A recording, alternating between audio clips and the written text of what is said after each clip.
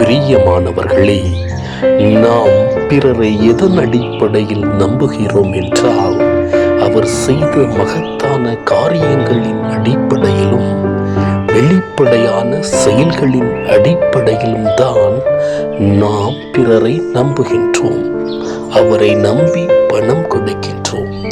சில மாதங்களிலே நாம் ஏமாந்தும் போகின்றோம், வாழ்க்கையை இழக்கின்றோம். இதுதான் நம் ஒவ்வொருவருடைய வாழ்வில் நடைபெறுகின்ற ஒன்றாக இருக்கின்றது. அடுத்தவரின் வார்த்தையை கேட்டு அதன்படி வாழும் போதும் நம் வாழ்விலே தோல்விகள் தான் வந்து குவிகின்றன. இப்படி அடுத்தவர்களை நம்பி நாம் செயல்களிலே இறங்கும் போது நமக்கு தோல்வி ஏற்படுகின்றன, வேதனை ஏற்படுகின்றன, விரக்தி ஏற்படுகிறது, குழப்பங்கள் ஏற்படுகிறது. ஆனால் என்றும் உருவான ஆண்டவரை நம்பும்போது, ஆண்டவர்தான் எனக்கு எல்லாம் என்று அவரை நம்பும்போது நிச்சயமாக அவர் நம்மை பாதுகாப்பார், அரவணைப்பார். எவ்வாறு எருசலேமை பாதுகாத்தாரோ அவ்வாறு நம் குடும்பத்தையும் நிறைவாக ஆசீர்வதிப்பார் என்ற சிந்தனையை இன்றைய முதல் வாசகம் நம்மை சிந்திக்க அழைக்கின்றது. கடவுளை நம்பும் எந்த மனிதரும் தோல்வி அடைய மாட்டார் என்பதே இன்றைய முதல் வாசகத்தின் மைய சிந்தனையாக இருக்கின்றது. அசீரிய மன்னன் சனகெரிபு யூத அரசன் எசேக்கியாவிற்கு ஒரு கடிதம் எழுதுகின்றான். அப்போது எத்தியோப்பியா மன்னன் திராக்கா தனக்கு எதிராய் படை திரட்டி வருவதை கேள்விப்படுகின்றான். இந்த திராக்கா யார் என்றால் ஒரு எத்தியோப்பிய மன்னன். தொடக்கத்தில் நபதாவில் ஆட்சியை தொடங்கியவன் மெல்ல மெல்ல எகிப்து முழுமைக்குமாக ஆளுமை நடத்தினான். பல போர்களில் தன்னை ஈடுபடுத்திக் கொண்டான், பல வெற்றிகளையும் பெற்றான். குறிப்பாக சீரியர்களுக்கு எதிராக பல போர்களில் ஈடுபட்டு வெற்றி பெற்றான். ஆனால் எகிப்தில் அரசனாகவில்லை, எத்தியோப்பியா அரசனாகவே இருந்தான். ஆனால் எகிப்தை தன் ஆளுகைக்கு உட்பட்ட பகுதியாகவே வைத்திருந்தான். அது அசீரிய மன்னனின் சனகெரிபின் தாக்குதலுக்கு உட்பட்டதால் அதனை காப்பாற்றுவதற்காக அசீரியர்களுக்கு எதிராக படை திரட்டி கொண்டு வருகிறான்.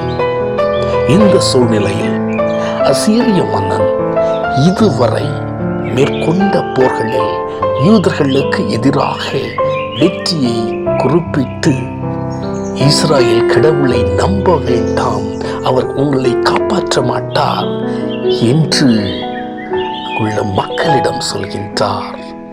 ஏன் சொல்கிறார் என்றால், கடவுள் இஸ்ரேல் அசீரிய மன்னனின் கையில் ஒப்புவிக்கப்படாது என்று சொல்லியிருந்தார். அதன் மூலம் எப்படியும் அசீரியர்கள் தான் வெல்வோம் என்ற சிந்தனையுடன் இருந்தான். எல்லாவற்றிலும் வெற்றி கொண்ட அசீரியர்களிடம் யூதா தப்பவே முடியாது என்று ஆணவத்தோடு தன் வாழ்வையை வாழ்ந்து சொல்லிக் கொண்டு வந்தான். இப்படிப்பட்ட சூழ்நிலையில் யூதா அரசன் எசேக்கியா தன்னுடைய முழு வலிமையையும் யாவே இறைவன் மீது வைக்கின்றார். இந்த முழு வலிமையை யாவே இறைவன் மீது வைத்து அரசன் எசேக்கியா ஜெபம் சொல்கின்றார், மன்றாடுகின்றார். உயிருள்ள இறைவனை நோக்கி மன்றாடுகின்றார். நீர் ஒருவரே கடவுள், விண்ணையும் மண்ணையும் படைத்தவர் நீரே. உம் விழிகளை திறந்து என்னை நோக்கியருளும். நீர் உண்மையானவர் என்பதை உலகில் உள்ள எல்லா அரசுகளும் அறிந்து கொள்ள எங்களை காப்பாற்றியருளும் என்று வேண்டுகின்றார். இந்த வலிமையான ஜெபமும் அவர் இறைவன் மேல் வைத்த நம்பிக்கை உண்மையான கடவுளை கொண்டு வந்தது. இதனால் கடவுள் சொன்னது, அசிரை அசிரியர்கள் உள்ளே நுழையவே மாட்டார்கள், நான் உங்களை பாதுகாப்பேன் என்ற வார்த்தைகள் யூத அரசன் எசேக்கியாவுக்கு நம்பிக்கை கொடுத்தன, புது வலிமையை கொடுத்தன, புது உற்சாகத்தை கொடுத்தன. யூத அரசன் எசேக்கியாவுக்கு ஒரு குழப்பம் ஏற்படுகின்றது. யதார்த்தத்தை நம்புவதா அல்லது சாதாரணமாக பார்க்கின்றதை பார்த்து முடிவெடுப்பதா அல்லது கடவுள் கொடுத்த இறை வார்த்தையை நம்புவதா என்ற பல குழப்பங்கள் அரசன் எசேக்கியாவுக்கு ஏற்படுகிறது. அதே போலத்தான் நம் வாழ்விலும் குழப்பங்கள் இருக்கின்றது.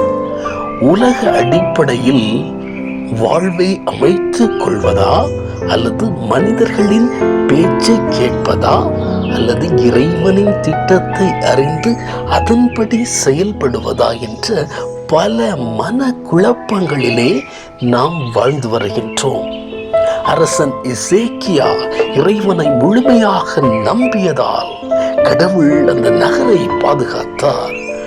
ஆம் மானிடமே, நம்முடைய உள்ளங்கள் இந்த உலகத்தை நம்பும் போதும் மனிதர்களை நம்பும் போதும் நிச்சயமாக வாழ்வில் நாம் தோல்வியை தான் தழுவுவோம்.